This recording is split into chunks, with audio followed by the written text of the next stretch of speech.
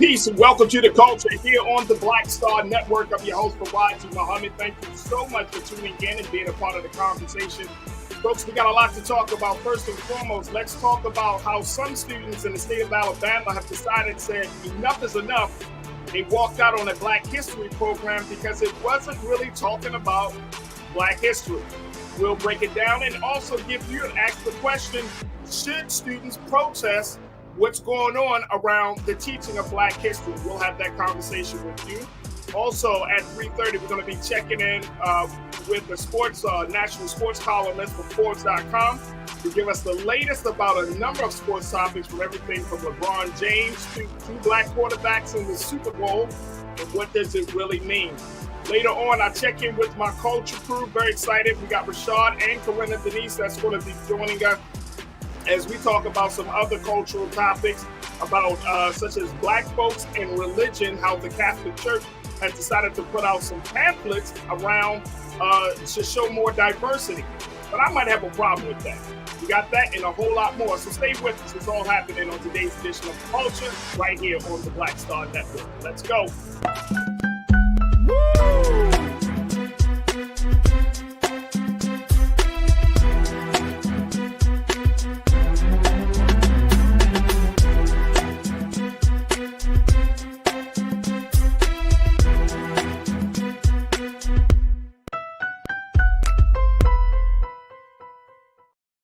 Folks, welcome to the culture here on the Black Star Network. I'm your host, Farajii. Thank you so much for tuning in and being a part of the conversation. First and foremost, folks, happy Friday. Happy Friday.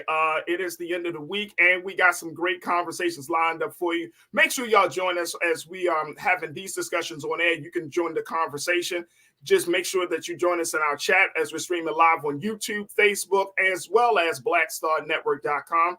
We would love to hear from you. And of course, for my crew, I'm definitely going to pull your comments as we have these discussions. So be ready, prepared for that.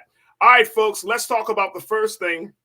As we have been talking about this on the show over the past few weeks, how there has been a number of efforts around the country, starting in Florida and other states, that have been prohibiting certain elements of Black history from being taught. Now, we may see a turning of the tide as Black students have said enough is enough.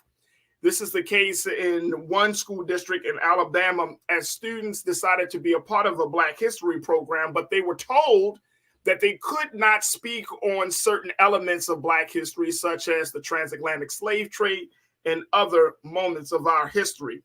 This happened, and so they decided to essentially walk out. Now, this happened at a school where hundreds of students from Hillcrest High School, and I want you to take a look at this, folks. This is the latest from what's happening down there. Hillcrest High School, they protested outside of the school's campus because of restrictions placed on Black History Month. The students say the administration is refusing to teach key parts of Black History Month, like the civil rights movement and slavery. Wow. Now, look, folks, I'm not saying that that's all of our history. We truly understand that, right? Like, we always have a conversation saying that that is not the only thing that Black folks have been. That's not the only experience for Black people in this country, civil rights and slavery. But they are important experiences that we cannot exclude from the conversation. So what these students did was they protested outside of the school's campus and demanding for the topics to be covered in the course. Now, take a look here. This is what one student leader say. Her name is Jemiah Brown. She told the media outlet, she said, quote, "I feel like it's important to talk about that because I feel like in 2023, a lot of our young people, our youth, don't know their culture." She said, a lot of our youth don't know how empowerment, take a look here. She said, a lot of our youth don't know how empowerment has brought us this far. This is important to educate our youth on how we came from somewhere to now. Now, on Wednesday morning, students walked out the front door of the school around 9:30 a.m. The crowd of more than 200 students eventually made their way to the street, shouting for their concerns to be heard. Now, the demonstration was deemed peaceful, but according to WBCR, the crowd grew large enough that a deputy sheriff had to block part of the road in front of the school to keep students safe. The protest ended after 40 minutes with students returning to their classrooms to carry out the rest of the day. And so I wanted for us to have a conversation about this. Is this the best way for students to handle this situation? Now, we have talked about, of course, the efforts that Governor Ron DeSantis has been doing down in Florida. We saw Benjamin Attorney Crump's response to that, bringing students to the forefront of the efforts to keep certain elements of Black history from being excluded with those AP courses. We are hearing now that more schools across this country are pushing back in a lot of these Republican-controlled states. They're pushing back against teaching Black history, certain elements, especially during this time of year. We've been hearing about other people. We've heard from parents. We haven't talked about this story in much depth, folks, but there are, and I'm going to pull up where in one state, parents are given, basically they are empowered to say whether they want their child to learn Black history or not in some schools. So we hear from politicians, we've heard from parents, we've heard from some staff and student and community and school leaders, but now we're hearing from students, and I'm speaking of Black students, who are saying enough is enough. Would you support your son, your daughter, your niece, your nephew, if they said, Mom, Dad, Auntie, Uncle, Grandma, Granddad, hey, they're not teaching the full element of Black history, I walked out? Folks, I want to hear what your take is on this subject and make sure that you post your comment in the chat section or as we're streaming live on Facebook, YouTube, and of course, Black Star Network. But would you support students walking out of school, missing a day, possibly getting into some sort of trouble or suffering some consequences because the school may not want to teach them the full history or the larger history of the Black experience, especially during Black History Month? I want to hear what you got to say, so let's jump right in. All right, let's just work it out right here. Real Brooklyn checking it in, starting us off this afternoon. Real Brooklyn, good to hear from you, bro. You say, simply put, Black history is American history. If you don't know Black history, then you don't know American history. American history without Black history is American mythology. Yes, I'm with you, Real Brooklyn. I'm with you. And you know what? I truly believe that folks who are stopping or trying to fight history, they understand this, they know this, but they, in their warped mind, Real Brooklyn, you don't know it and I know it. They are afraid. They are afraid of empowering this generation because this generation is a very fearless generation. And I thought the generation that I came from, we were pretty fearless, but this generation is fearless and in very unpredictable, unconditional type of way, where they're like, you know what? Race does matter. This is a problem, and this is how I'm going to handle it. And guess what? You're not going to say anything. You're not going to object to it. So this is a different spirit that we're seeing coming from young people today. And also, folks, just want to let you know, of course, that we have made that big announcement a few weeks ago. We are absolutely streaming on Amazon News right now as well. So make sure that you tell your family and friends that they can tune in today as well. But let's go back to the comments from you as my culture crew. And Real Brooklyn, I appreciate you for making that explicitly clear. Black history is American history. Facts. Shalinda, my sister, you say, hey, fam, many young people have no idea about our history. I say yes. Right. I'm with you, Shalinda. I say yes. I've actually supported students who walked out. Look, what's the point? And I know there are some people, and if you feel strong about on the other side, say, no, that's not right. Students should not walk out. They should handle this differently. Please, by all means, let's share your thoughts around that, right? Because I understand it. But I've been a part of student protests. And guess what? I applaud students who decide to make that move. You know, personally, I applaud it. Because what's the point of education, right? If your education is not worth fighting for, then what are we teaching students? Okay, so let me go back to that question. If your education is not worth fighting for, then what are you teaching them then? Just to quote, repeat, memorize, and then say it back to you again? You got to have a very real education that empowers. All right, let's go to this one. Let's go to Tiana. Tiana, you checked in. You said the slave trade needs to be taught. It's American history. We didn't come over on a day cruise. Facts. How can you forget that? How can you eliminate the transatlantic slave trade from during the teaching of Black history, hell, American history? How can that be done?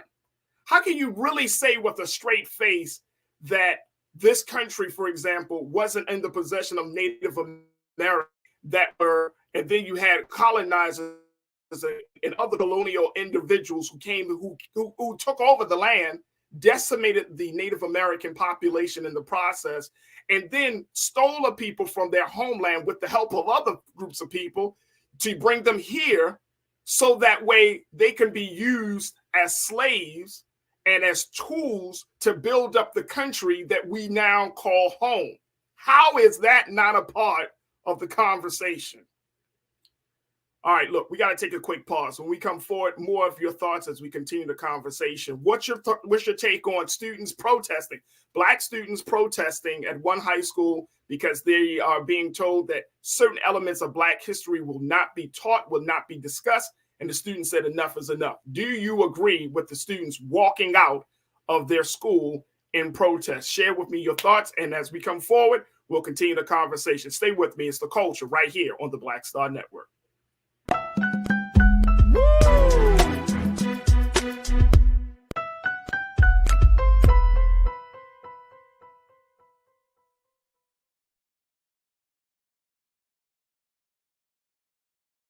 Black Star Network is here.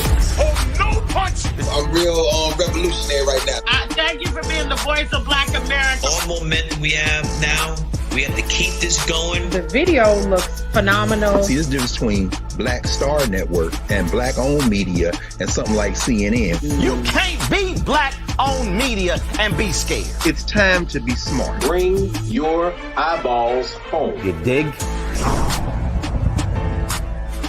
When you talk about blackness and what happens in Black culture, we're about covering these things that matter to us, speaking to our issues and concerns. This is a genuine people-powered movement. There's a lot of stuff that we're not getting. You get it, and you spread the word. We wish to plead our own cause.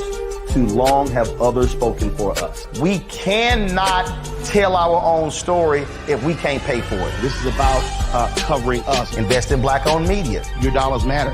We don't have to keep asking them to cover our stuff. So please support us in what we do, folks. We want to hit 2,000 people, $50 this month, raise $100,000. We're behind 100,000, so we want to hit that. Y'all money makes this possible. Checks and money orders go to P.O. Box 57196, Washington, D.C. 20036-0196. The Cash App is $RM Unfiltered. PayPal is R Martin Unfiltered. Venmo is RM Unfiltered. Zelle is roland@rolandsmartin.com.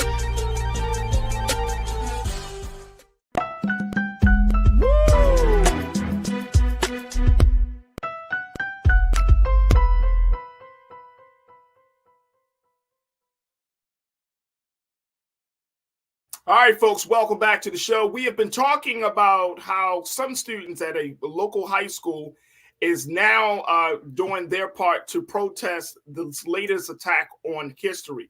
This is a set of high schoolers from Hillcrest High School, folks. They are now pushing back on this idea that they can't learn the true history about Black folks in this country. And guess who's leading the charge? Black students. So I'm asking the question because we talked about what the political leaders are doing. We're talking about what parents have said about this situation. But now we get to hear from the mouths of babes themselves when they say enough is enough. We need to learn our history. A lot of young people don't know their history. And they're speaking of other Black young people who don't know their history. And it's important to be taught in schools. What's the purpose of school if you can't be taught history? Something that has already passed. And folks, I was reading one quote from one student. It made perfect sense to me. She said the administration is getting upset with us about something that has already happened. How do you make sense of that? How do you get mad about history that has already happened? At this point, you should be figuring out how do we make sure we don't repeat those lessons. But guess what? That's not happening in America right now, folks. So students have decided to take matters into their own hands and walk out. Would you support this? Do you agree with this method to get folks' attention? Folks, make sure you post your comments in the chat as we're streaming live from Facebook, YouTube, Black Star Network, and of course, you can check us out on Amazon News now. All right, folks, let's get back to what you got to say. My God, truth is power. You said, Farajii, if you talk to your children that they are better than everybody else, why would you teach them a history proving that they're just as equal as the other? And Black people, do you keep studying up with you're studying keep up with these mothers of liberty? They have stopped a lot of the Black history curriculum in schools by themselves. Mothers of liberty. So a couple of points that you bring up in there, Truth is Power. You talked about this idea that why would you teach your children that they're equal to other people? Well, and I guess that gets to the root of white supremacy, right? That you teach your children that you're better, that, you know what, the Black kid is there because of a special program or special opportunity, that you're still innately better, that you're still much smarter. Even though that child may actually believe otherwise, because we're not in the classroom. So we don't know if that white child is actually answering all the questions or they comprehend the information, right? Versus that Black child. But a Black child now is being burdened to process all of these things, right? In a very crazy way. And I think that's the point, Truth is Power, that you're making, which is an excellent point. But look at how you put that burden on a child to try to figure out. You tell them they're better, but the child knows that they have some strengths, and then they also know they have some things they need to improve on, some weaknesses. But if you keep pumping their head, you're better because you're white, you're better because you're of your social status, you're better because of your economic status, then the child is going to eventually believe it, but they're not going to fully embrace it. They might say, oh, okay, but they know deep down inside. And it creates conflict. See, that level of, indoctrination creates conflict for anybody, whether you're Black or white. On the other side, if a Black child constantly thinks that he or she is inferior, that they don't have the mental and the mental capacity or capabilities to do work or to learn a certain way, or they just don't understand their learning style. And they say, oh, well, I'm stupid because Johnny, he understood these concepts and I didn't, not knowing that everybody learns differently. That Johnny might be strong in that subject, but you might be stronger in a different subject. A lot to put on a child. All right, let me go back to what you got to say, crew. Janelle, you checked in and Truth is Power. My God, thank you. You said, Janelle, all students need to be empowered to demand every bit of information without censorship so that they can be as ready as possible for the world. Parents are snowflakes being driven by outside funds. Parents are snowflakes being driven by outside funds, Janelle. That's a harsh criticism, but you might be too right there. Too right for a Friday. You're right. And that's the part about this whole process. It's like we are shooting ourselves in the foot when we don't teach our students, our young people, true history. Because guess what, folks? There's this little thing called, what is that called? Time. Where they are going to actually grow up to be adults. And if they are messed up in the head from their childhood, they become messed up adults. And as they get older, what's that other thing that affects us? Oh, time. We get older. So then we have to rely on a future that don't know what's going on or who they are. Can you imagine? That's a domino effect. It's you're like, if you destroy the mind of a child, if you lie to a child, if you don't provide opportunities for a child to feel empowered, then guess what? You are essentially shooting your own self in the foot because you're not going to be around. We're not all going to be around for a long time. And they are the ones that's supposed to carry on the work. They're supposed to be the ones that carry on the burdens, and they are the ones that's supposed to walk into the sunset when our time has come. So what future are we ensuring that? Do you truly believe that Black people are not going to be in the future? Y'all, you're watching too much of the Jetsons. Yeah, you don't think Black people are going to exist in the future. What? Please. Our future is already written in the stars. But the future of this country is still being determined. The jury is still out. So we can play these games now, but the implications, the consequences going forward are too much for us to truly handle. Let me go back to what folks are saying. All right, I appreciate you, Janelle. Thank you for bringing that point up. Karen, my sister, you say, look, I agree with the students protesting. They are expected to deny who they are and their ancestry. Students from non-Black races are not told to deny their ancestry, and their ancestry is celebrated. Right. So here might be the other thing, Karen, that I don't know that folks may be considering. It's like the old principle of telling a child that they can't do something, right?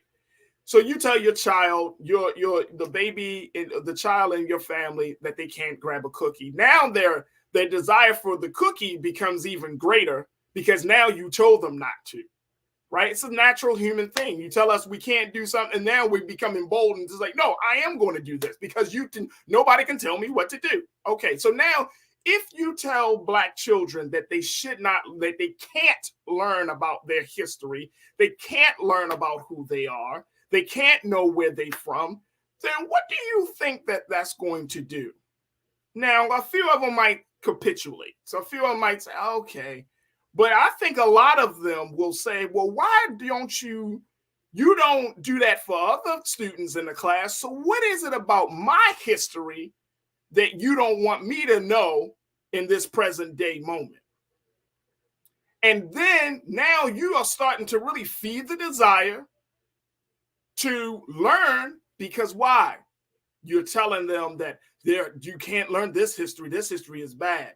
Now you're forcing the student to think critically, and they're going to feel more compelled to dig deeper into what is it about my history that is such a threat, is such a problem for this administration. No one else's history gets scrutinized like mine, but my history does. What is it? And now they're searching, not just looking to learn, but now they're searching to find some power that they can gain from learning their history. Look, I think it's going to backfire. I think it's going to backfire on a lot of people in a big way, and folks won't know how to handle it. Do you know what happened? And think about this, folks, very quickly as we wrap this part of the conversation. Do you remember the time when you were first exposed to something very deep and very conscious, that how it opened you up? It might be something very small. Like you realized that Santa Claus wasn't real, right? And how that opened you up. And now as a grown adult, you look back and you're like, man, I really believe that. I really believe that the Easter Bunny was real, or I really believe this, or I really believe that. But when your mind is exposed to some level of truth, some level of knowledge, and your eyes are open, you feel like a totally different human being. And you feel so empowered. And more importantly, you feel like you have more substance to you. You feel like a greater sense of purpose. What do you think you're doing for these Black children? Yes, like I said, some may capitulate. Some may say, oh, okay, we can't learn it. But those around them say, no, we are going to learn this. And I know why they don't want us to learn. You're shooting yourselves in the foot. Not only will that, I see that happening with Black students, that could also happen with white students. Because white students can ask the question, why don't they want you to learn your history? I know mine. So why can't you? The Asian students, why don't they want to talk about Black history the same way they talk about Asian American history? Or why the Latino student? Now you creating a desire in other students to learn about Black history, which is fine, which is good. but it may be in opposition to your original intent. See, we're living in that type of moment in this country where you thinking you going down one road, you thinking you blocking somebody, but the truth always comes out. You can't stop light from emerging from darkness. You can't. You can't block the sun. So we're in this space, in this country, in this culture where we try to stop stuff from happening. Folks, it's happening. It's happening. And the more you fight it, look how, real quick, the more you fight it, you look like a person trying to fight the rays of the sun. You look foolish. You look silly. You look like a person who will never win the match. Look, I got to take a quick pause. When we come forward, let's switch gears. Thank y'all so much for checking in and being a part of that conversation. We're going to be checking in with my brother Terrence Moore, who is a national sports columnist with Forbes.com, talking about all things sports on Super Bowl weekend. Stay with us. It's The Culture here on the Black Star Network.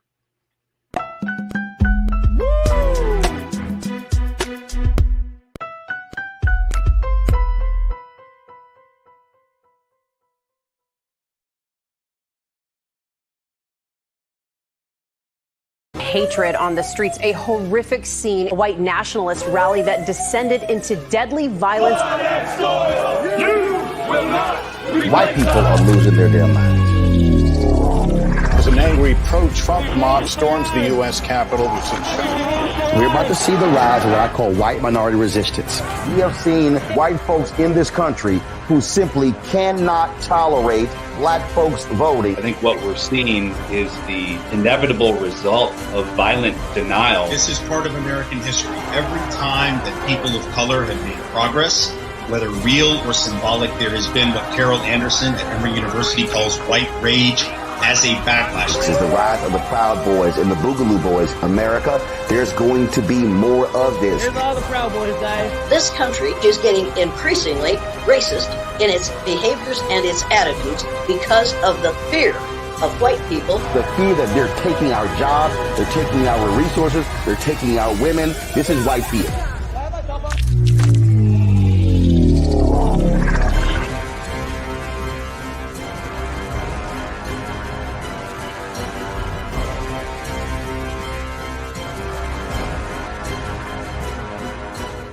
Black Star Network is here. Oh, no punch! I'm real revolutionary right now. Thank you for being the voice of Black America. All momentum we have now, we have to keep this going. The video looks phenomenal. See, there's a difference between Black Star Network and black-owned media and something like CNN. You can't be black-owned media and be scared. It's time to be smart. Bring your eyeballs home. You dig?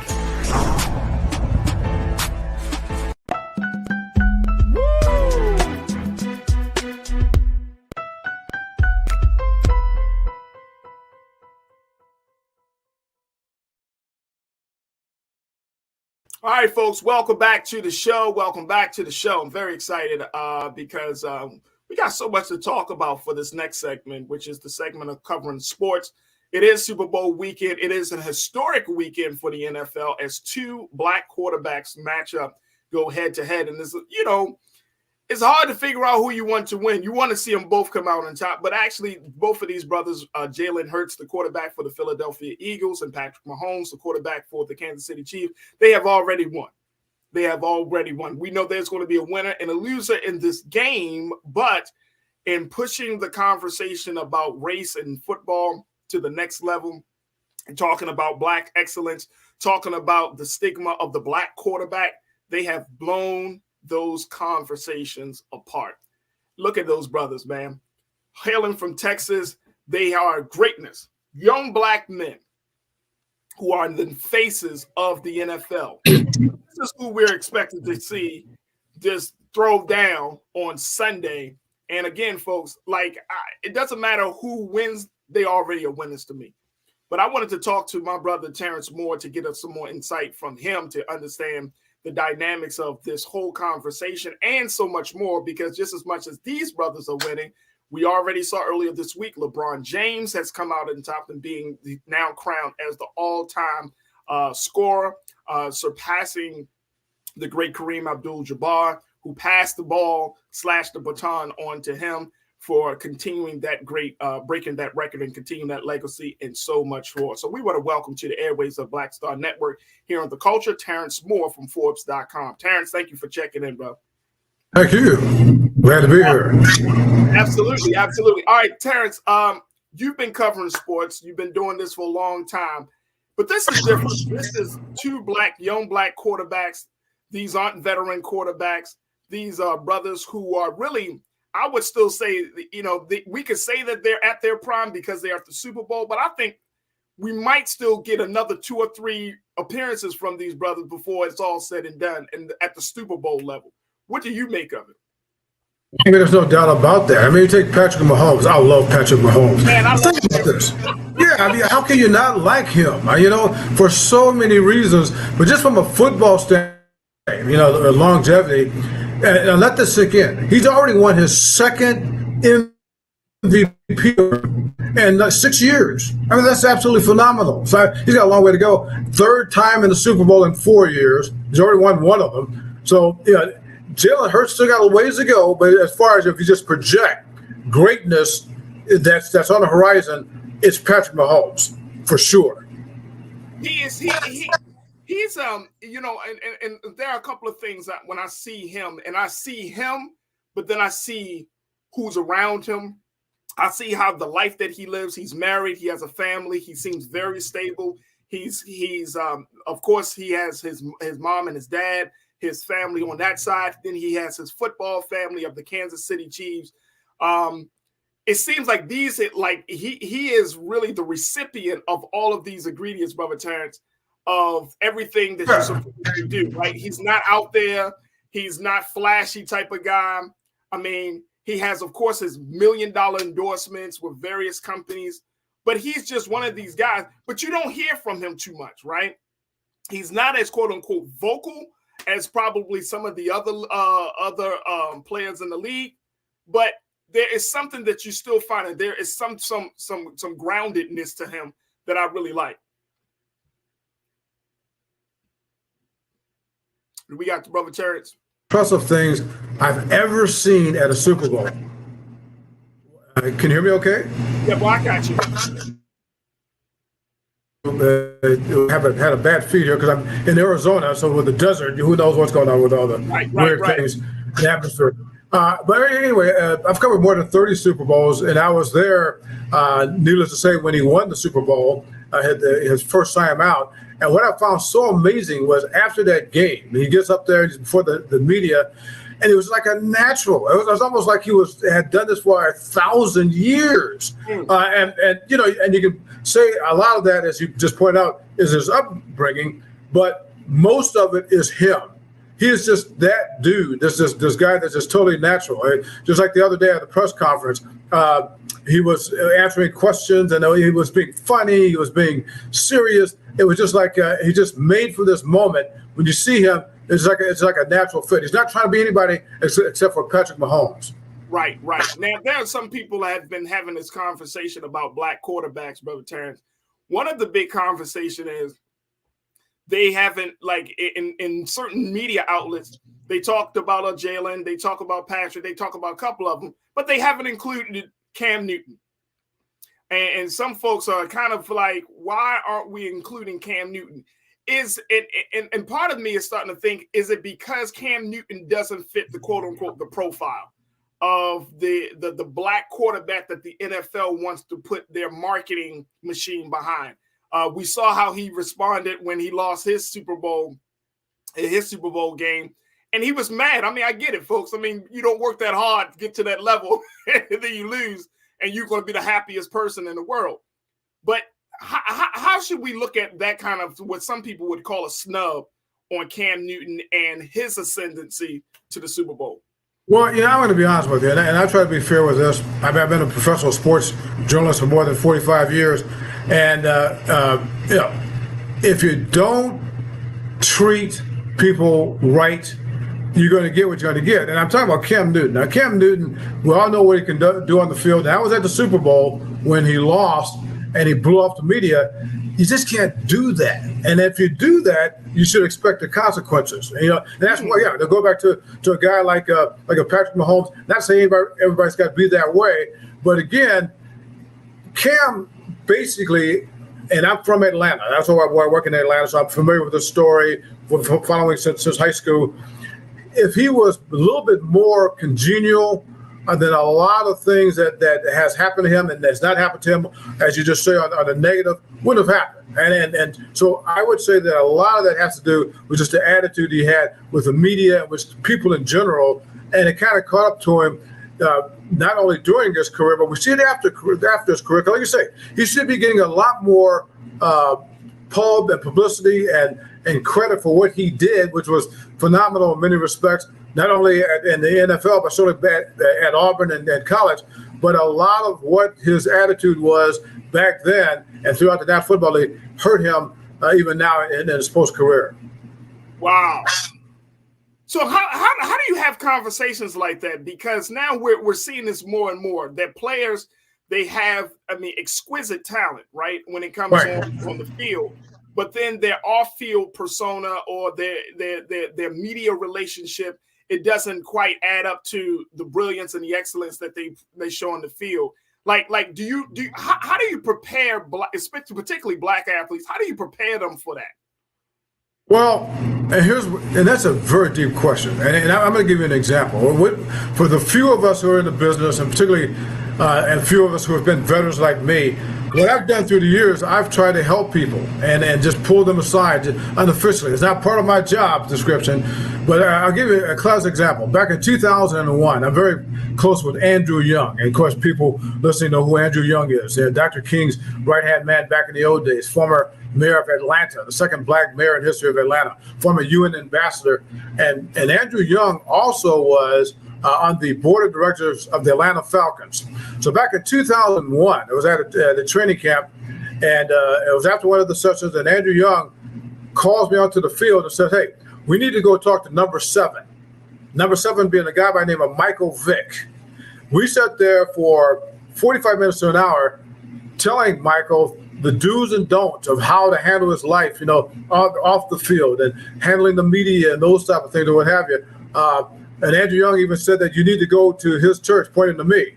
And so we communicated that way.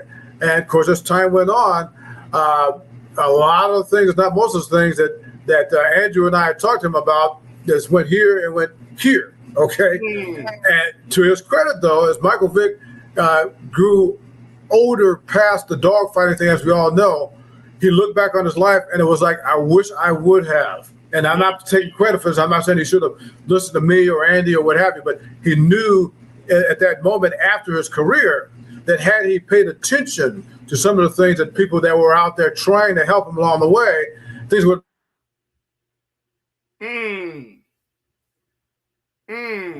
But it's got to be the athlete or the individual or celebrity. They've got to want to listen and to take heart of what we're saying.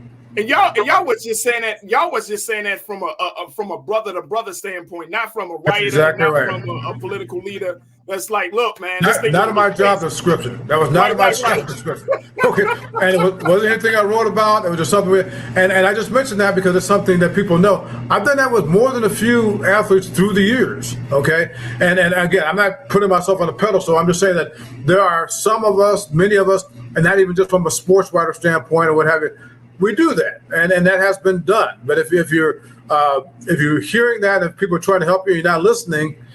I mean, in the word of Flavor Flav back in the old days, can't do nothing for you, man. I mean, so that's what it turns out to be sometimes. Hey, Brother Terrence, we got to take a quick pause. When we come forward, I want to get your insight on how all of this talk about black quarterbacks, how does it fit with the ongoing narrative around Colin Kaepernick. Now, we know Colin Kaepernick, at this point, he's pretty much out of the NFL, right? He's still making moves. He's still making an impact. He's still doing what he needs to do. But does he get lost, or is he another focal point of this conversation? I would love to kind of pick your brain to get your take on that. And yeah, real quick, and in addition to that, I'm also going to tell you why people are missing a huge point, black quarterback thing, and they're letting the NFL off the hook. But we'll talk about that too. Let's do it, brother. Look, folks, I'm tuned. I got my brother Terrence Moore, national sports columnist for Forbes.com. He's down in Phoenix right now covering the Super Bowl as that happens this weekend, and he's joining us for a few minutes here on The Culture as we talk about black quarterbacks and so much more, black excellence in sports. Stay with us. The conversation continues right here on The Culture, right here on the Black Star Network.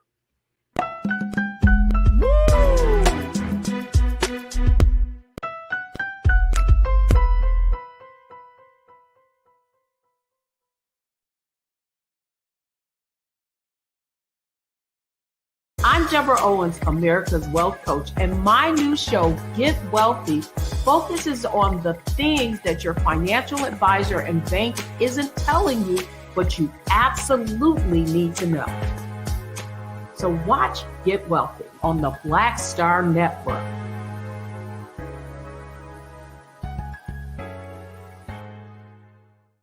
Black Star Network is here. Oh, no punch! I'm real revolutionary right now. Thank you for being the voice of Black America. All momentum we have now, we have to keep this going. The video looks phenomenal. See, there's a difference between Black Star Network and black-owned media and something like CNN. You can't be black-owned media and be scared. It's time to be smart. Bring your eyeballs home. You dig?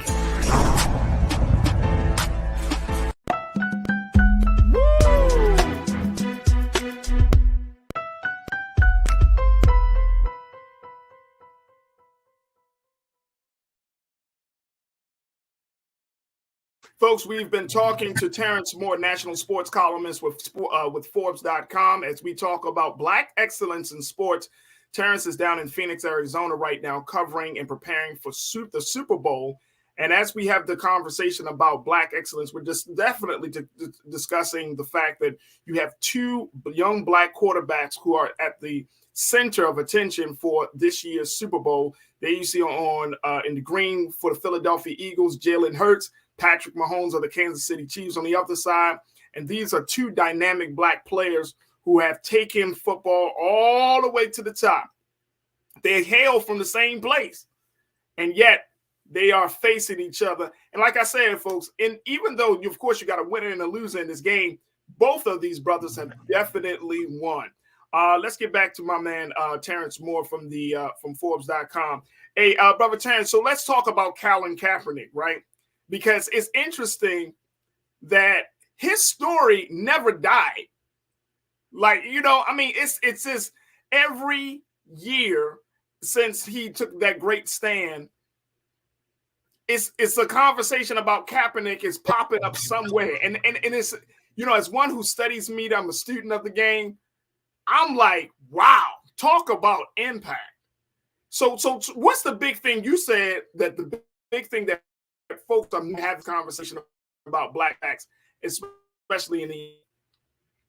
Well, one of the problems that we have, I'm talking about as black folks, sometimes we get carried away by following the shiny object, because that's what white America does. That's what white media does. Let's face it, it's basically white media, all right? And that's what's going on here with this the black quarterback thing. And I dare say I'm the only person who wrote the counter to what's been written and talked about all of this. Because what the NFL wants us to do, what society wants us to do, is to feel good. Oh, gee whiz, we got these black quarterbacks starting for the first time ever. Wow, isn't that great? No, I don't think that's great. And I'll tell you why. And that's what I wrote.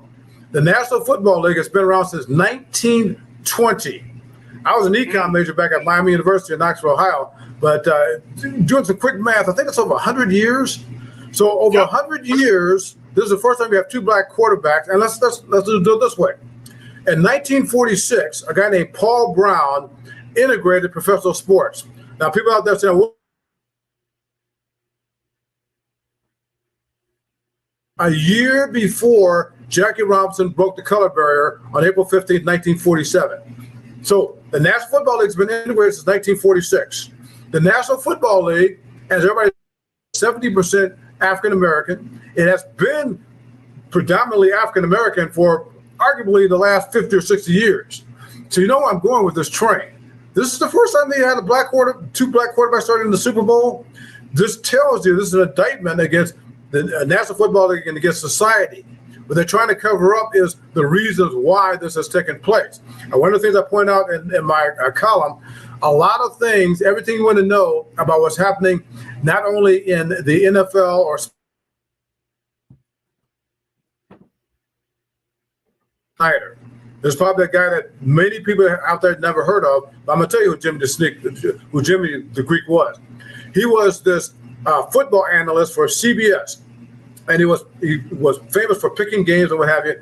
January of 1988, he's having lunch, and he's being interviewed, and he was asked, "Why are black athletes so dominant?" Again, this is 1988, and he said, "Well, it goes back to slavery when they had these big mothers had these big thighs, and they were birthing these big babies." So he gets fired the day after. People need to Google Jimmy the Greek Snyder, January 1988. He gets fired the day afterwards. All the media said that the reason Jimmy the Greek Snyder got fired was because of those comments. That is not why he got fired. General Constitution at the time. He got fired because of the rest of the interview, which he was saying the truth from the way a lot of whites think, and definitely a lot of people in control in the National Football League and sports and society. He was asked further. They asked him, said, "So Jimmy, why aren't there any black executives in the NFL or black coaches at the time?" And his response was very short but very telling. He said, "Because if we give those jobs to the blacks, there wouldn't be anything left for whites to do." Here's my point. In a long-winded way, I'll sum it up this way. All of these situations in sports and society where you have a lack of blacks, we get it wrong. Certainly black people, and a lot of white folks get it. Okay, it's not because they don't think that we can't do it. They know we can, and they don't want that because they know that once we start doing it, that they're not going to be able to do it because they have more confidence in us than we have in ourselves sometimes. They knew that once these black quarterbacks start getting into the game and start getting a chance, that what has happened now was going to happen. And again, everything goes back to money.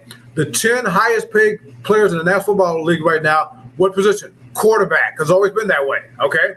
The first 5 are whites.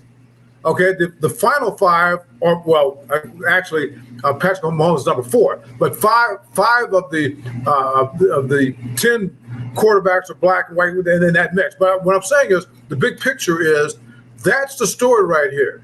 Is that once Doug Williams broke the color barrier and became the first black starting quarterback in the National Football in the Super Bowl history, and I was there too back in January 1988. That was the worst nightmare of the NFL, of sports and society, because that was a direct line from that to what we're seeing right here. And contrary to what they're trying to make us to believe, they don't like this.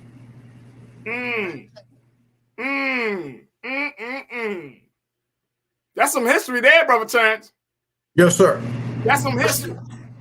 And you know, I appreciate you for saying that. And I'm definitely going to take a look at Jimmy the Greek's interview, because, I mean, I think there's that ongoing fear. There's that sentiment that still exists today, right? Talking about the athleticism, the intelligence, all of that. Exactly. Right? From player to coaching, all of that. And we're still seeing that. Like, I just saw that Brian Flores, who filed a lawsuit, he's now, you know, I think the defensive coordinator of oh man, what's the new team that he plays for now? Oh man, you cut out just a little bit there. I was just trying to see. Brian Flores is the defensive coordinator for a new team. Minnesota Vikings. That's right, the Vikings. Vikings. Right. And so it's like there's the thing is like there's some level of progress, but then at the same time we get pushed back. So we get 2 black quarterbacks in the Super Bowl this year, but it may be another 10 years before we see this again. And that's my concern, that we might not see this ever again. And as far as you know, the NFL, is the NFL really turning the tide on its race and okay. Not at all. Again, like I said, follow the shiny object. I mean, it's all a mirage. And you mentioned Brian Flores. And Brian Flores, they are scared to death of Brian Flores. And I just pray that Brian Flores stays Brian Flores. And what I mean by this is the National Football League made a record $18 billion with a B last year. They're the most powerful entity on the face of the earth, except for maybe the U.S. government, and maybe even then. Okay, dang. They've got a lot of power. And what the National Football League has, okay, we saw with the big thing with the concussion settlement that they had a few years ago with all these players, where they gave them $1 billion to go away. They haven't totally gone away, but they're still there. $1 billion for the National Football League under their seat cushions, okay? Brian Flores, for those who don't know, Brian Flores was the head coach of the Miami Dolphins and got discriminated against. He got fired for no reason except that he was, in their minds, being an uppity you-know-what. And so he files this lawsuit against the National Football League for the discrimination and went beyond him. We had some other coaches join the lawsuit. Should be way more than have joined, but that's a whole nother discussion. And so what the NFL has been doing ever since Brian Flores filed this lawsuit behind the scenes is trying to get him to settle. How about this much? How much this? How about that? And every single time Brian Flores says, no, I'm going to see this through. If Brian Flores sticks to his guns, this could be, if not the most explosive, certainly one of the most explosive things ever happened to the National Football League, because they do not want this thing to get to the point where people have to start testifying on what they know and that sort of thing. I mean, that would be very, very costly to the National Football League. So they're trying to pay him off.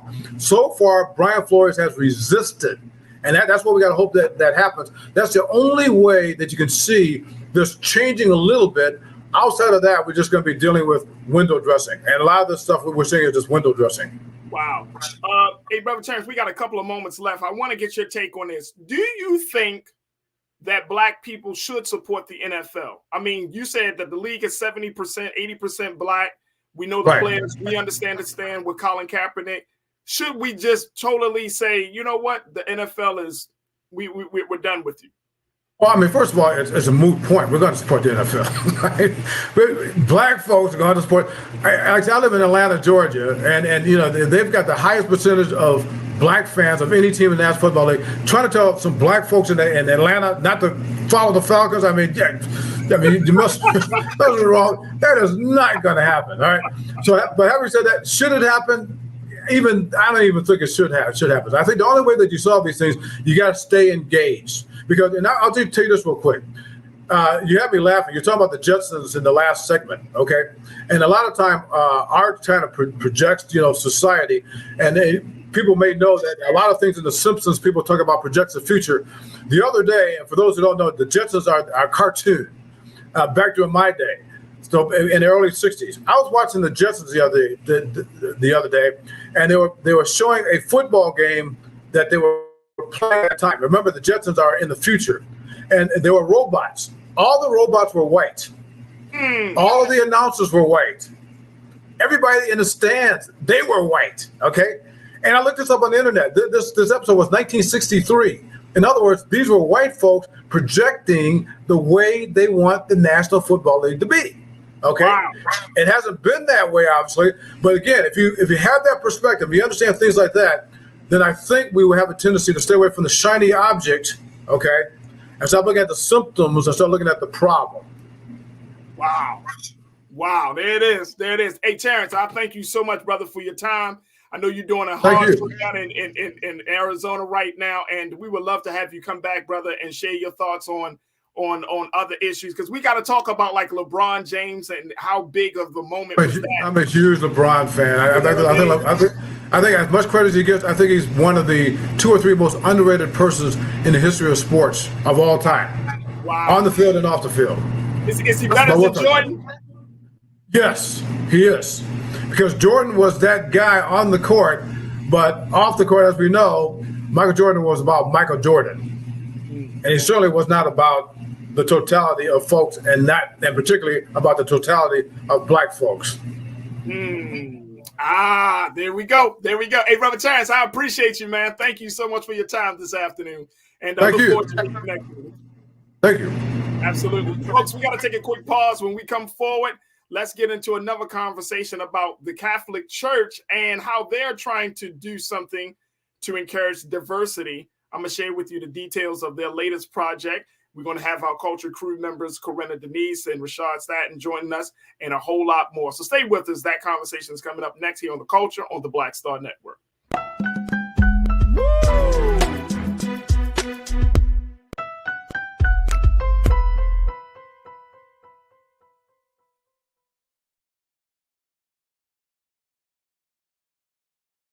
Folks, Black Star Network is here. Oh, no punches! I'm real revolutionary right now. Support this man, Black Media. He makes sure that our stories are told. Thank you for being the voice of Black America, Roland. Stay black. I love y'all. All momentum we have now, we have to keep this going. The video looks phenomenal. See, there's a difference between Black Star Network and Black-owned media and something like CNN. You can't be Black-owned media and be scared. It's time to be smart. Bring your eyeballs home. You dig? Pull up a chair. Take your seat. The Black Table. With me, Dr. Greg Carr, here on the Black Star Network. Every week, we'll take a deeper dive into the world we're living in. Join the conversation only on the Black Star Network. Hi, I'm Dr. Jackie Hood Martin, and I have a question for you. Ever feel as if your life is teetering and the weight and pressure of the world is consistently on your shoulders? Well, let me tell you, living a balanced life isn't easy. Join me each Tuesday on Black Star Network for A Balanced Life with Dr. Jackie. We're all impacted by the culture, whether we know it or not. From politics to music and entertainment, it's a huge part of our lives, and we're going to talk about it every day right here on The Culture with me, Farajii Muhammad, only on the Black Star Network.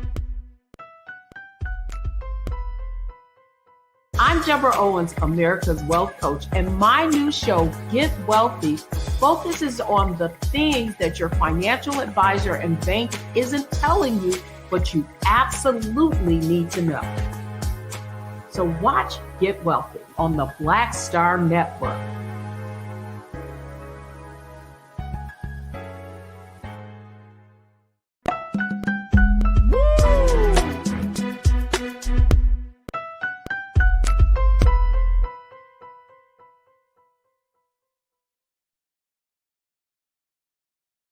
Folks, welcome back to The Culture right here on the Black Star Network. I'm your host, Farajii Muhammad. I appreciate you for joining us for this these set of conversations this afternoon. First and foremost, folks, make sure y'all do your due diligence. If you've been enjoying The Culture for the first hour and haven't enjoyed the conversations we've been having, make sure y'all check us out on our website at blackstarnetwork.com. Your support means everything to us. And so you can check us out, get all the latest news and information, some dope content, as we are just traveling all across the country with Brother Roland and the work that he's doing and covering the conversations that a lot of media aren't covering. That's the beauty of Black Star Networks. We're there when other folks aren't. So make sure you go to our website, blackstarnetwork.com. Show your support, financial support. You can show your support by sharing the content. And most importantly, subscribe to all of our platforms on YouTube, on Facebook, on Instagram, and make sure you keep folks coming and let folks know that Black media is here and we're here to stay.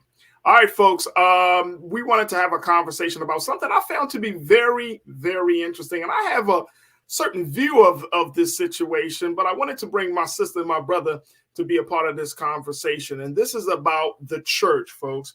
The Catholic Church, the Church of England, is trying to make an effort around pushing some new ideas and trying to bridge the gap of diversity according to the church. And the question that we're going to be asking is, will it change how we see the church and religion? So here's the story on this. The Church of England, and take a look at this. This is coming out of The Root. They're using a Black Mary and Jesus posters to help promote racial healing. I want y'all to listen to me now. This is the Catholic Bishops' Conference of England and Wales. They hope a new series of posters will encourage, quote, reflection on how we are all made in the image of God. Look at that. A Black Mary, Black Jesus. All right. Now, here's the part of the story, folks, and I want to share this with you. The Church of England, they're making this effort to get into the fight for racial justice at least one Sunday a year. Now, since 1995, they have recognized Racial Justice Sunday in honor of Stephen Lawrence, who was a Black teenager who was murdered in South London in 1993. The Church of England sees the day as a time to, quote, reflect on the importance of racial justice, to give thanks for the gifts and beauty of human diversity, and to commit to end racism and acts of discrimination. Now, for this year's event, which was held on February the 5th, the Catholic Bishops' Conference of England and Wales commissioned a series of posters that depict Jesus and Mary as Black, as Asian, and Middle Eastern, in an effort to reflect the rich diversity of the church community and encourage reflection on how we are all made in the image of God. Parishes can now download a PDF of the poster of their choice and the accompanying prayer.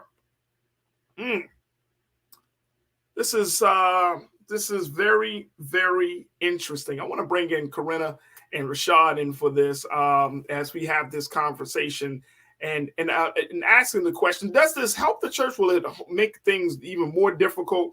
And will it change how we see the church and religion? First and foremost, Rashad, I wanted, before we jump in, big shout out to you, because I know you just celebrated like an anniversary of running the nonprofit organization that you running. So I just wanted to say that on air. My brother Rashad, he been doing work since he was in like high school, y'all. Appreciate that, brother. I've known him for a long time. So congratulations on your 1-year anniversary.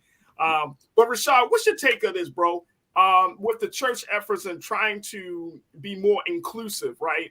Having these Black and this post of Black Mary, Black Jesus, but you can get them in all colors, apparently. All colors. Pick your hue. Pick your avatar. Yeah. Pick a color. I would say this, yo. I would say what I always say. In this space of time that we in, especially for our people in our community, we got to be intentional in recognizing, some wins as progress.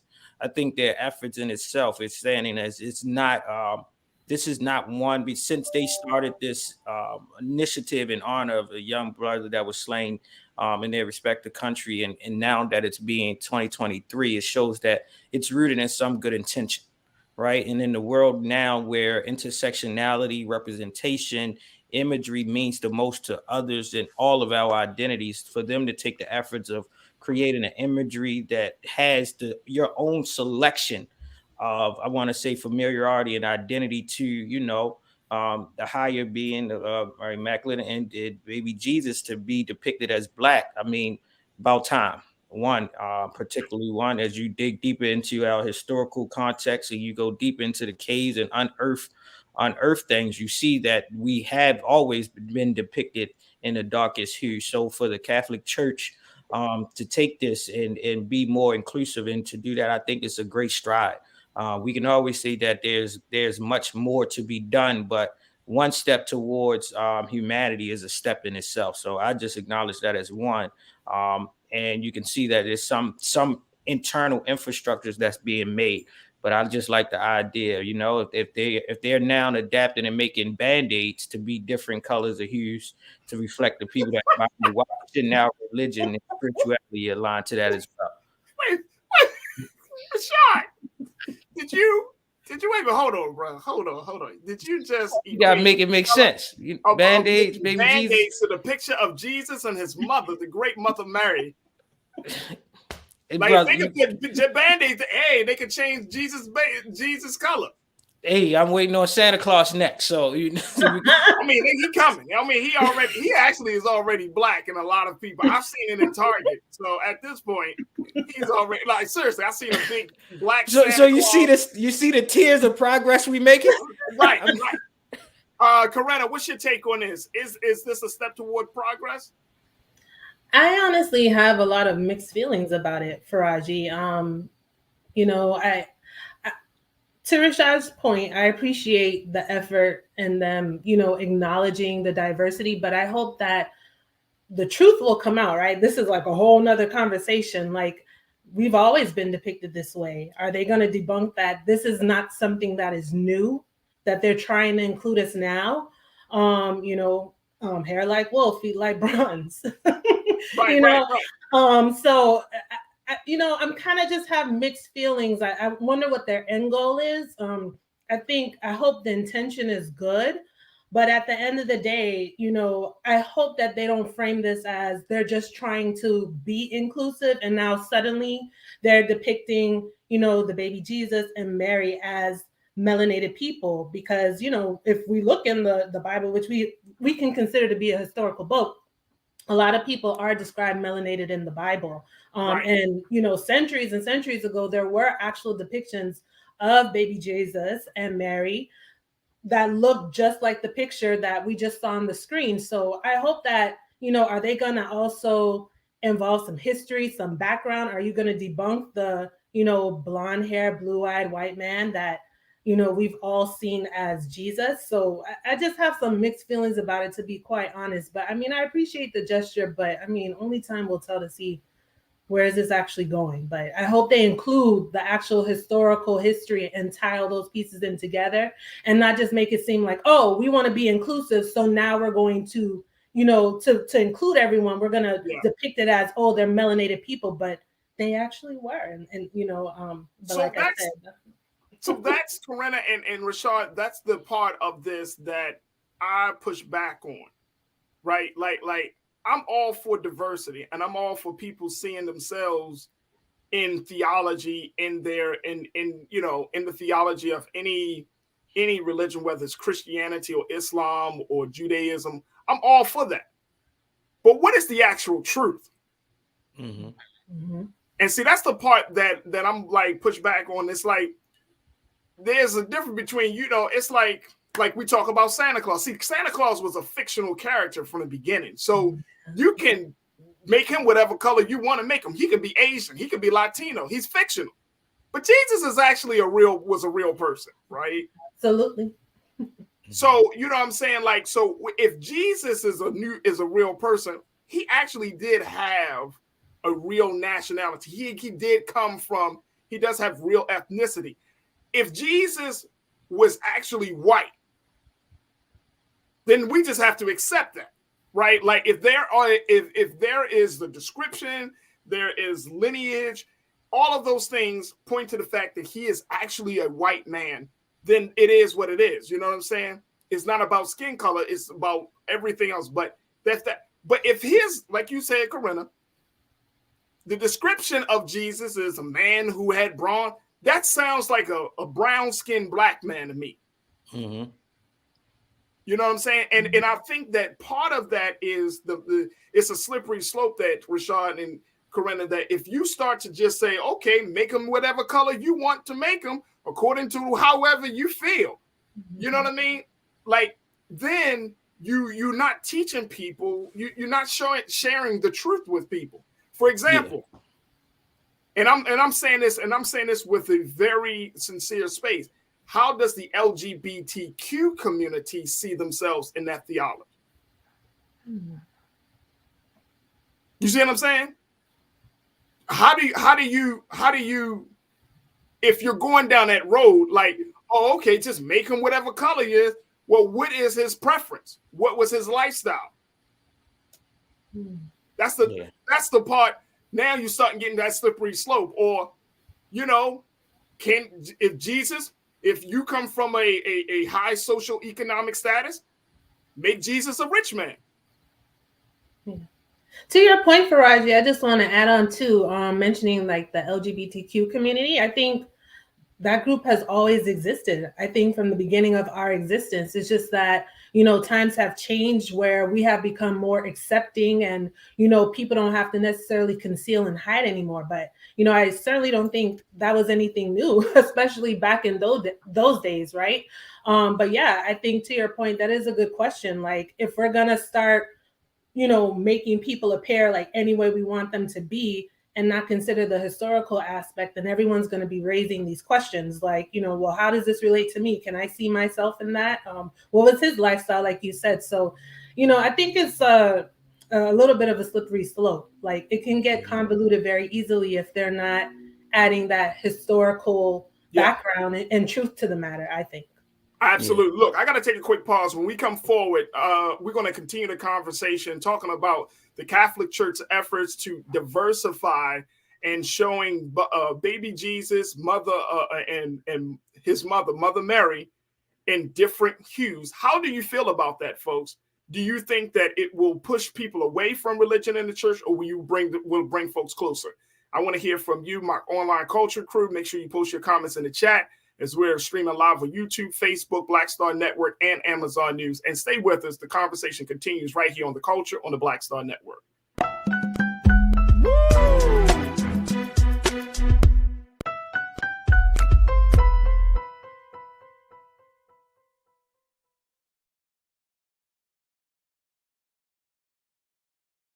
Black Star Network is here.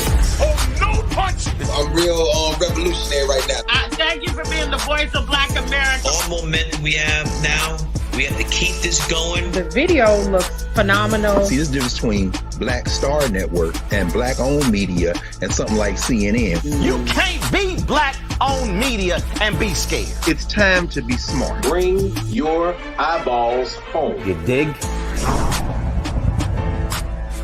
When you talk about blackness and what happens in black culture, we're about covering these things that matter to us, speaking to our issues and concerns. This is a genuine people-powered movement. There's a lot of stuff that we're not getting. You get it, and you spread the word. We wish to plead our own cause. Too long have others spoken for us. We cannot tell our own story if we can't pay for it. This is about covering us. Invest in black-owned media. Your dollars matter. We don't have to keep asking them to cover our stuff. So please support us in what we do, folks. We want to hit 2,000 people, $50 this month, raise $100,000. We're behind 100,000, so we want to hit that. Your money makes this possible. Checks and money orders go to P.O. Box 57196, Washington, D.C. 20037-0196. The Cash App is $RM Unfiltered. PayPal is R Martin Unfiltered. Venmo is RM Unfiltered. Zelle is roland@rolandsmartin.com. The 54th NAACP Image Awards is airing live on February 25th, honoring outstanding performances in film, television, theater, music, and literature. But this year, Roland Martin Unfiltered is nominated for Outstanding News or Information Series or Special. To vote, head to NAACPImageAwards.net, scroll down to Outstanding News/Information Series, select the category. You have to click on hashtag Roland Martin Unfiltered Black Votes Matter Election Night Coverage. To submit your vote, you will need an email. Only one vote allowed per email. Voting ends on February 10th at 9 p.m. Vote today.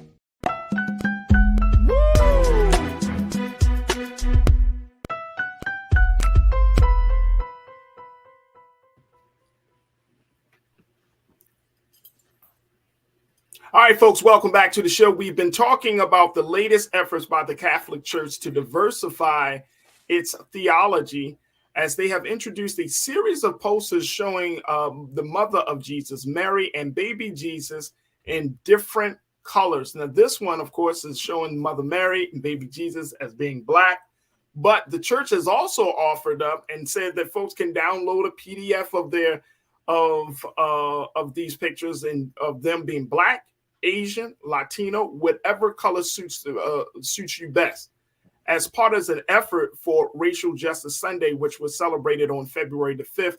This comes out of the Church of England and Wales, who are looking to try to diversify its congregation and, more importantly, be a part of the progressive portion of the conversation around racial justice. I've been talking to Rashad and Corinna to get their take on this, and I want to hear from you. Post your comments in the chat, and we'll get to as many discussion points as possible as we have this talk. Corinna and Rashad, I want to get your take on this. Like, how do we make sure that as much as we want to include people into the theology, into a certain school of belief, that we just don't omit the truth, right? You know, don't just completely throw it out the window. And we go so far on the other extreme that we want to be inclusive, but then it's like, what is actually the truth? Because there's still a lot of people who don't know what the true history of Jesus, what he looked like, where he from, even though the Bible clearly said, my sister Karen said, you know, it describes it in the book of Enoch. Yep, it talks about it. You could, based upon the geographical location of where Jesus was born and all of those things, it points to the fact that he was a black man. He was a man of color, right? But then, I saw my guy, Real Brooklyn, you pointed out that, look, it doesn't matter. He's your redeemer. He's your savior. But let me just tell y'all something about race issues. And I was listening to a conversation with Tavis Smiley and another brother recently talking about race issues. Black people don't have a problem with race issues. For us, I think a lot of us would just be like, it is what it is. But white people have made race the problem. Like if we can go on without us thinking about race, and I think a lot of us would feel this way, that we would feel relieved if we didn't have to think about our blackness each and every day that we wake up. Whereas white people don't have to think about their whiteness as much, right? But we would feel relieved if we could because we all want to be seen for our talents, our skills, what we bring to the table. We don't have a problem. But it is white people, it is the systems of white supremacy, it is the systems of racism that has made race the predominant judgment, the major metric of how we should look at someone. So I'm just trying to process all of this, Rashad. What's your take on this, bro? Mine is this. We know for years the detriment that the imagery of a white Jesus, and singularly being a white Jesus, has done to our people and melanated people across the diaspora, right? And that's in spite of the historical context, the accuracy of the geographical location, and what's in the word in the books of the Bible. But we have known what the systemic slavery and the imagery of a white Caesar depiction has done on our people, and made us have a sense of a overseer versus a person of higher belief in our God has done to us in our community. I take this in the perspective of one, we now can use this as a tool to direct conversation to reassert ourselves in history, right? 3, the other entity that it brings up for us is this level of inclusion, right? Representation. It now forces, it's like when we talk about the movies and Wakandas and everything else, and we're needing visual representation in a time when we're talking about social intersectionality. We need this. One, it's not that I learned this from Dick Gregory. He said this, and I've talked to him many times before he passed it. He said, it's not that they never told us the truth. The truth was hidden in plain sight. We just never read the book backwards to see that how we was always a part of it, right? And as you go towards, we know that in the Vatican, they have the bust of the Black Madonna. Right. We know that these things are existing, but it's the limited accessibility and exposure of us not having the means to travel over there, or to have the sense of comfortability to go and say, let me see my physical representation, that by putting this on a poster, now I can assert the accuracy when I go into a classroom of a young kid in West Baltimore, right? I now have the option to pick my Black Madonna and Black Jesus over the one that Google is going to tell me is the preference. And to that point, Rashad, and that's an excellent point, because at the end of the day, we're not going to, many people may not know that there is a bust of a Black Madonna in Rome, that there is a picture of a Black Jesus in Rome where the Vatican, where the Pope is, right? Many of us may not know that. And like to your point, we may not even have the chance to ever see that, right? Face to face. But that's the thing. Like we shouldn't have to go that far to figure out the truth. The real indictment, Corinna, is the fact that the church has, they do that behind closed doors, but then they preach something different. That's the real indictment.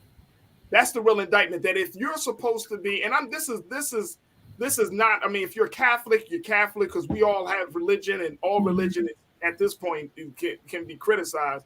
But my point is that the church as an institution, not as the belief system per se, but the church as an institution, governing from a space of hiding the truth. That's detrimental to your point, Rashad. That's the detrimental part. Like if you don't want to show the divinity of Black people, that is a real problem. That means that you are actually assisting in creating a dark mindset in a people who needs light, and that is a criminal act. Right. And I just want to circle back quickly to Royal Brooklyn's point, saying, like, don't care what Jesus looks like. He's my savior. He's my redeemer. Absolutely. I understand that. But then I raised the question, well, then why didn't white folks feel that way? That they went out of their way to change his image and what he looked like, instead of just giving the historical aspect. You know what I mean? Like, even the region, all of these, characteristics, there's just no way that he could have been, white hair and blue-eyed. And if he was. But I mean, historically and from what I've learned and what I know, that's just not the case. And we want to fact check that, that's another story for another day. But those are the concerns that I raise now that I see that they're actually going to be putting together these images, the historical aspect. And something else to add to that, the Catholic Church, is heavily involved in the sanctioning of enslavement. I don't know how many people know that part of history. So there's so many pieces that kind of tie in together. So my concern is that they're putting up these images, but are we going to talk history? Because we already see that, there's a deep problem with that we want to continue to conceal, what has actually happened over civilization, over time. And we're kind of just changing it, in our favor, or how we want the stories to be told. So it's just a matter of not necessarily like, oh, we're Black and we have to have Black Jesus, but what is so wrong with telling the truth with historically, this is what it is. So that's just my only pushback there. That's a major pushback. And I think back to Rashad's point, like, what is wrong with telling the truth? And look at what has happened as a result of lying, that people see more divinity in white people than they see in themselves. And I'm speaking of Black folks, right? You break Black people down. We come from the transatlantic enslavement period, that experience. Then you tell us that the person that we need to be praying to looks like our oppressor, our slave master. You see the person that's enslaved you, but then you also see the person now that is supposed to be held in high regard, respected, and revered in the Godhead. Psychologically, that can mess you up, man. Absolutely. That doesn't fit. So the person that I should look at as my enemy is also the person that's going to save me from my tragedy. I mean, it just doesn't fit. And people wonder, well, why Black people are so messed up in the head? Because it's by design. If you taught that Black folks that there is divinity in Black people, if we were taught that early on, and that was one of the things that was removed from us as we cross these waters, is that there is no Black God. There's no God that cares about you. You are a bastard people. You don't have no connection to, all of that was just broken down. We were just completely broken down in that journey. Then by the time you get to these shores and you telling us to praise, hey, the only person that's going to save you from your enslavement is the one that oppressed you. How we supposed to handle that? Hey, brother, I say give us another 570 years on top of the 30 that we just got from them creating this initiative of racial justice in 93 to 30 years later, they painting Black, Asian, and Latino X Madonna and child. I think, with 600 years of global suppression and racism, right? And the minister speaks of that, right? With 600 years, everyone always talks about 400, but what's the 200 years of unwritten history when they were actually politicking it and figuring it out? We got 570 more years to figure it out. So our great-great-grandchildren may be able to, decades or years down the line, they may be able to rewrite the history that we know is underneath the Vaticans and all those other great monumental and historical places across the country. It's up to us to unearth our history. And we take this to reaffirm ourselves what the hints of truth that they have given us. It's not that it's not doesn't exist. It's literally in plain sight. Absolutely. And they have given us the tool to speak on this and use it to re-empower ourselves, because we never lost our power. We just got to assert it in the right direction. And I think having someone that looks like you would do something psychologically for you to feel as a whole person and valuable. So I take it, it took us and our artists to recreate our spiritual figures and beings in the light. Now we can acknowledge and at least say that the Catholic Church has somehow, some way, even if it's a small step, it's a step that they should have corrected 570 years ago. But look, we can take this ourselves to, to chase the equilibrium. And then here's the thing, because I know some of the crew members, Corinna, are saying, well, what does it matter? Plumi Tart, you said, why does images matter? Again, you're talking to the people that is on the everything. I just think it matters because it matters everything. The same reason that Pepsi buys all the commercials for Super Bowl. Images matter. We can't act like our people haven't suffered because of an image. We can't disregard that. And also, we might be at a place right now, right? Like this is 2023, so we all in a more than enlightened space, right? But think about back in 1950, 1980, 2000, where people really died thinking that whiteness would equate it to God or divinity versus understanding and seeing their blackness as being God and divinity. Like, think about that. Like all of our people who suffered psychologically as a result of that situation. Images matter. I'm sorry, y'all. But Farajii, why are we so quick to push back and say, well, what does it matter, right? But there's no pushback on, well, why did they change the imagery in the first place? So that's kind of where I struggle. You know what I'm saying? And it's just now like they're putting whoever's face on there to be inclusive. Okay, I understand that. But it's important for us to just know history. So that's just my pushback. Are we going to start telling the truth about things? And I think it's something we should be proud of. Like, it's something that was forced upon us for us to believe. And I think we should be raising questions and have more pushback. Why would they make such an effort to change the story, to change history? We see that even now, present day, that's what's happening. So at the end of the day, what's the Catholic Church end goal here? I mean, it sounds like they're well-intentioned. That's yet to be seen how this is all going to play out. And I know everyone has their different point of views, but I think it's just so important that we keep that in mind, the historical aspect. It's important to know history, what it is, good, bad, and different, whether we like it or not. The truth is the truth, and we need to know what actually happened historically. And that's my pushback on this. Absolutely. Folks, we got to take a quick pause. When we come forward, more conversation about race. As one of our leading Black men, Idris Elba, had come out in a recent interview and said he's not a Black actor. I'm going to share with you the details and the context in which he said that statement. Stay with us. That conversation is up next here on The Culture on the Black Star Network.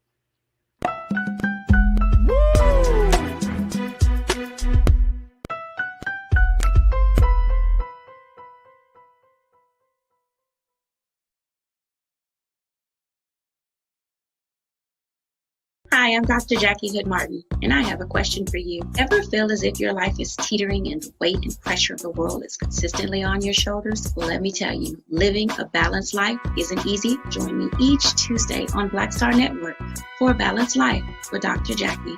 We'll laugh together, cry together, pull ourselves together, and cheer each other on. So join me for new shows each Tuesday on Black Star Network, A Balanced Life with Dr. Jackie.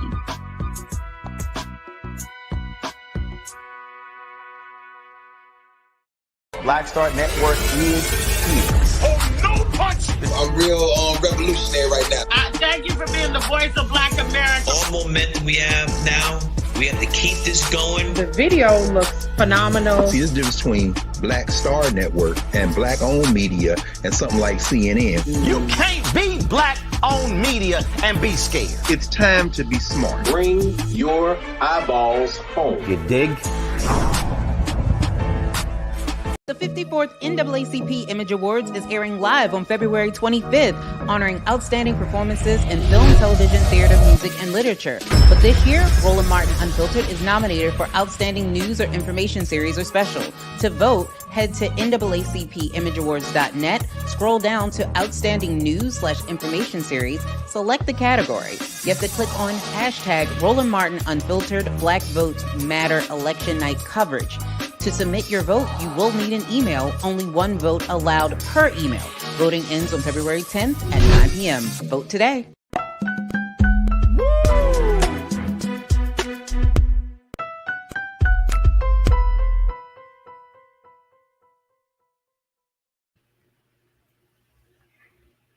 Folks, welcome back to the show. All right, as we talk about race, let's talk about what Idris Elba had to say about his race in the profession. You know, leading black male, Idris Elba is a heartthrob. He has been in some major blockbuster films, and he's also has directed and produced some smaller projects. He's at a level that a lot of black men from the UK may not find themselves in, but he understands the space that he's in. But according to a new interview that he did with the UK edition of Esquire magazine, Idris Elba is now pushing back on being put in a box and being called a black actor. Now, during this interview with Esquire UK, in which he explained why he no longer calls himself, take a look at this, and Keen, let's post this quote. Thank you, bro. He explained why he no longer calls himself a black actor, citing the fact that it was more harmful than helpful throughout the course of his career. He said, of course, I'm a member of the black community. You say a prominent one, but when I go to America, I'm a prominent member of the British community. Oh, UK's in the house. If we spent half the time not talking about the differences, but the similarities between us, the entire planet would have a shift in the way we deal with each other. Now, the actor is also has pointed out that he said that as humans, we are obsessed with race, and that obsession can really hinder people's aspirations, hinders people's growth. Now, take a look at this. Let's go to the next slide, if we got it. But he said that this obsession with race has hindered people's aspiration, hinders people's growth. Racism should be a topic for discussion, sure. Racism is very real. But he said, but from my perspective, it's only as powerful as you allow it to be. I stopped describing myself as a black actor when I realized it put me in a box. We've got to grow. We've got to. Our skin is no more than that. It's just skin. Rant over. He said, I did it acting because I thought that's a great profession and I could do a good job at it. As you get up the ladder, you get asked what it's like to be the first black to do this or that. Well, it's the same as it would be if I were white. It's the first time for me. I don't want to be the first black. I'm the first Idris. Bada boom, bada bing. Let's bring Corinna and Rashad back into the frame. Now, it's interesting. It's interesting. Let me throw this out there because y'all, both of y'all got the same damn faces. I understand. I understand, y'all. Look, I understand. You know, when you black actor, you like, come on, man, see me beyond my blackness. See me for the talent. See me for what I bring to the table. See me for what I'm doing for, you know, the genre, the profession. See me and not just the image that I see myself in, the skin that I'm in. I mean, I understand too, Farajii, but my question is like, who was his audience necessarily when he was doing this interview? Because I feel like Esquire magazine, Esquire UK, the UK Esquire. So, you know, it's still like very like high class men's magazine, you know, it's like. And who's usually reading that magazine? I mean, I would assume men and women, but probably more. Yeah. Isn't it more men, Rashad? What you think? I have no idea, brother. I'm from America and I'm from Baltimore. UK is a whole nother world for me. So I only can speak to proximity. I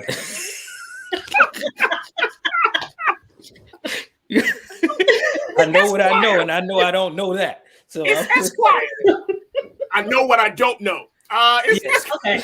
Well, here's my only thing, right? I understand too, but the thing is like to his, he said something about, we're obsessed with race. Like, well, who the hell is obsessed with race? The people who invented the shit are definitely obsessed with race. I don't know if we are per se, but it's like I'll frame it this way, and I'm gonna put it the nice way. People do messed up stuff and then expect stuff not to be messed up. So they created this construct that is race, and now we had to push back. And it's like, yeah, I get the point, but we didn't create this social construct that they can't see past our blackness, that they can't see past our skin color. So yeah, oftentimes we're going to be referred to as, the first successful Black actor or whatever the case is. It's a damn shame that we're still in 2023 and we're still claiming to be the first. But, at the same time, why is that happening? So I do get his pushback. I don't want to be a Black actor. I don't think it's that serious, though, that you have to make a proclamation per se. Maybe right. I'm being a little extreme here, but I just feel like I love being melanated. Like, I was born Black and I will die Black, and I'm proud to be in this skin. And that's just been our history, because unfortunately, what we have been subjected to beyond our control. So, why is there an obsession with race? We didn't create this construct. I agree. Look, Janine checked in and said, Lord, not my baby daddy Idris. I feel you, girl. I feel you. I heard the same way. I'm gonna stay. I'm gonna stay in calm. See, I just want to get this comment out. Hit it, she said it's easy for him to have that perspective, not being American. But you know what? I've heard a lot of Black folks, and I get it. A lot of Black people in America don't want to be the black lawyer, Black actor, Black. You know what I mean? We don't want to always lead, and I get it. I truly get it, folks. I understand. You don't always want to lead with your Blackness. That's a part of who you are. That's who you are, right? But you just want to be seen for just what you do, for your skills and your talents and everything. And Lori Parks, Lori, you brought it up. You said that they're supposed to be talking about making Idris the next James Bond. And guess what? White people are not happy about a Black man playing James Bond, a fictional character. Mm-hmm. Isn't Reggae John, what's his name, Page from Bridgerton up for that possibly too? And he's British, and he's he was in the first season of Bridgerton, right? That's I've heard and seen things that maybe he might be up for the part of James Bond too. He's smooth. Yeah. He's smooth. Do you think colorism might play a part in that, as far as like maybe... Let me tell you something. Let me tell y'all something again. And then Rashad, I know you wanted to say something. Colorism plays a part in everything in this thing, man. Like we can't run away. We can't wish it away. We can't act like, well, I'm going to operate as if color doesn't exist, when the people and the systems around you are still operating that it does. You see what I'm saying? Now, we can have our own thought. We can live our life and say, no, I don't see race. I have this type of friends. I'm in these spaces. That's all well and good. But don't be so wrapped up in your own little bubble that you don't recognize that if the police pull you over as a Black man, they're going to treat you differently than they do a white man. You see what I'm saying? And you're like, well, I thought, because you're going to put yourself in a psychological conflict. That's what I'm saying. It's fine. You know what I mean? Like, I don't want to leave with my Blackness either. But at the end of the day, I do know that I'm a Black man. That if somebody say he's the first Black man to do bop, bop, bop, bop, it's like, that's just unfortunate. But that's color. Race is a huge, huge factor in this country. Rashad, yes, sir. What's your take, bro? Two takes, and that's why I wanted to listen to y'all first. And reading from the excerpts that was shared, I understand this brother. One, I understand him in the space that he's affirming humanity over social constructs of race and ethnicity from what we perceive, right? And he's in another one, just who I am and how I practice being who I am every day. I read the language of it, and what I do in my methodology of civic engagement, youth engagement, and the work that I do in the nonprofit sector, he's coming from what we would consider a strength-based or aspirational lens. And what that does is it doesn't negate what the issue or the problem, and in this context, the problem is blackness, right? And it being used as a tool to box him into a certain character that will stifle his talent, right? Or his roles or accessibility. But what he's saying is the strength base is my talent is much greater than what you visually see of myself. Right. And then we got to accept our privilege of the network we're on and where we show up in context to where we're born. We're Americans. In context to those of in the British continent, it's a large population of melanated people. And I experienced this as I came back from Sierra Leone. I'm on the plane and we get off and we're coming back to the States. So we all going back, we're leaving Sierra Leone. And one of the young ladies says, she's jokingly, she said, oh, there's the Black Americans. And this young lady was what we assume is a melanated young lady. So she asked us jokingly, but seriously, who are you? And we knew exactly what she meant, right? And we're saying African American. And she says, well, can you attest to what land of Africa you're from? We don't know, right? So we asked her, who is she? She clearly says, and she lives in the UK.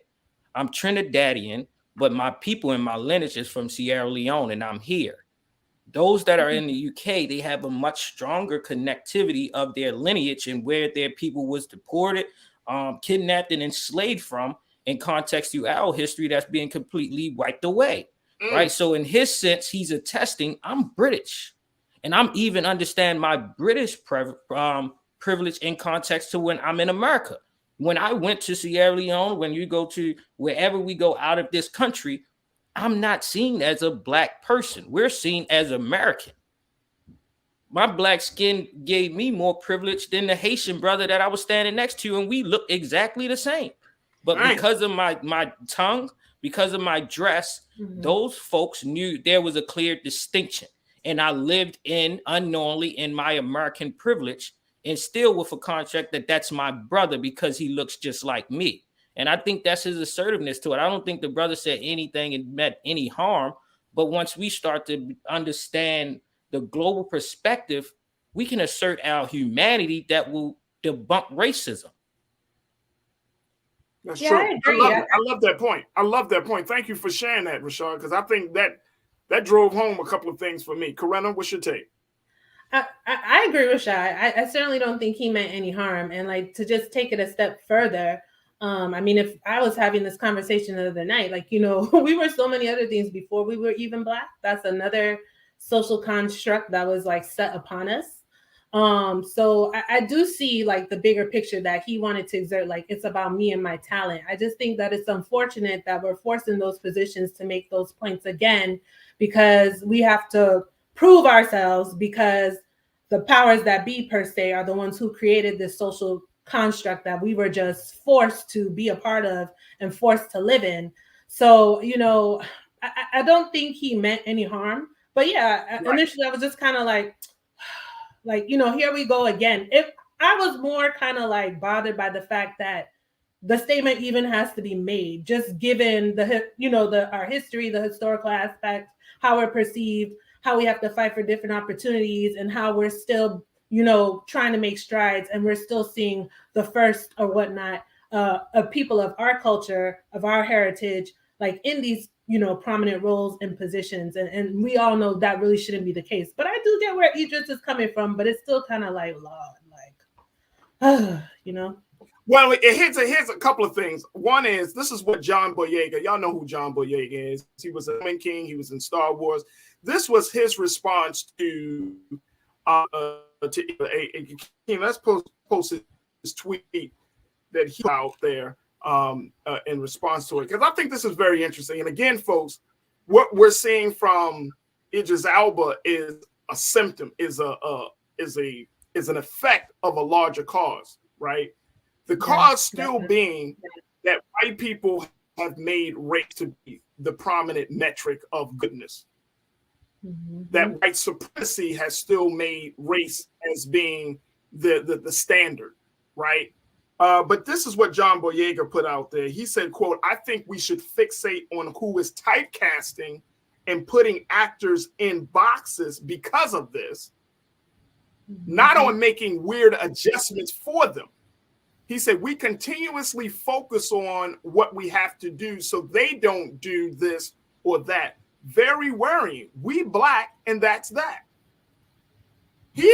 John is looking at it from, look, let's take Idris out of it, because he's part of an industry that will put you in a box. But let's look at the box makers. Exactly. Ding, ding. That's exactly. It. We're not blaming the box victimize the victim. Exactly. That's the whole point. Look at the box makers, man. The box makers are the ones who really we should be like, yo, why do you keep putting us in this? And I'm thinking about Franz Fanon, Rashad, where you're putting us in this like double space of existence. Right? And get some level of economic or social upward mobility. And so we gotta like become like Play-Doh and reform ourselves and reshape ourselves to fit your needs. That's the box maker. They will put you in a state of confusion. The other thing is, I heard and read the story when he said, I'm not Black, I'm OJ. Okay. It's like that moment that, again, we're looking at the outgrowth. We're looking at the effect. But the real cause are the box makers who continuously put us in a space where we have to live this double existence. We're going to be the person deny some level of Blackness or deny this and then, to accept that. And it's causing us to just Idris Elba. Would you cancel him? And very quickly, we got like 30 seconds or so. But would you cancel Idris, Rashad? No, sir. No. Simple and plain. No, I'm not counseling the brother. Yeah, I love my people nonetheless, with a few exceptions, like maybe. You said a few exceptions. Yeah, like I don't even want to say his name, but Kanye. I mean, okay, all right, we ain't talking about yo right now. I know. I'm just saying a few exceptions. You know what I'm saying? We ain't gonna get it to him. No one's really canceling. Cancel. Right. Just don't really care for you right now, but yeah. I got you, but we're not canceling Idris right now. No, definitely not. Oh, all right, cool.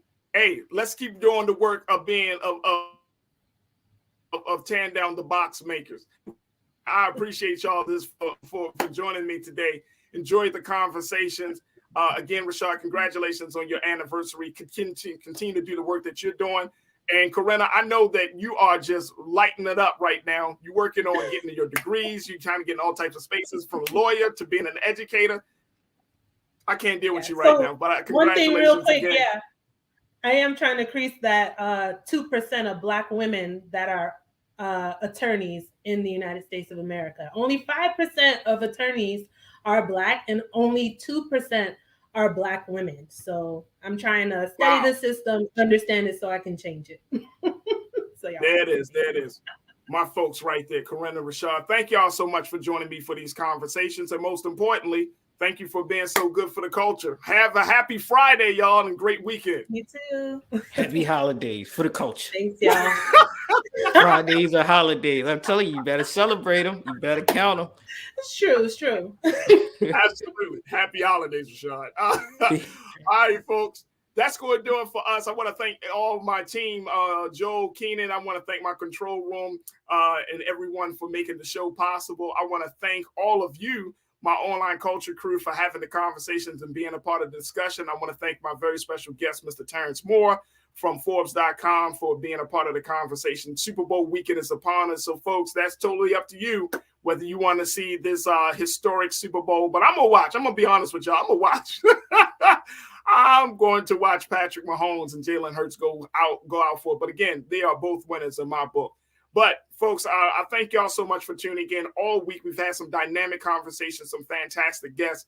And so if you've been enjoying it as much as I've been enjoying having these conversations, make sure you go over to our website, blackstarnetwork.com, show your support, financial support, sharing the content, and so much more. Subscribe, download the app on all of your devices, and most importantly, continue to support us, the great work that we're doing here. Because guess what? Every dollar, every cent, every view, every look, every share, every retweet matters in making this Black media digital platform successful. So again, check us out at blackstarnetwork.com. Also follow us on social media on IG and on Twitter at Black Star Network, and follows yours truly, me, Farajii Muhammad, on social media. You can find me on IG at The Real Farajii and on Twitter at Farajii as well. Stay tuned. In a little bit up next, we're going to be checking in with Big Brother Roland Martin for RMU. Make sure y'all check him out on in the next hour or so. And then also make sure that you vote for them. If you haven't voted for RMU for their outstanding election night coverage, make sure you do that. That way, Black Star Network can get a big win in getting an NAACP Image Award. So you can go to their website, you can check out the commercial and see how you can vote. I've already voted. Tell your friends and family to vote. Share it out among your personal networks, because we want to make sure that RMU gets its just due. All right, there it is right there. As always, never be afraid to challenge what's wrong. Stand for what's right while being yourself in the process. God willing, we'll talk on Monday for another exciting edition of The Culture right here on the Black Star Network. Have a safe and peaceful weekend, and we'll look forward to reconnecting with you on Monday. Thank you so much for tuning in. Peace.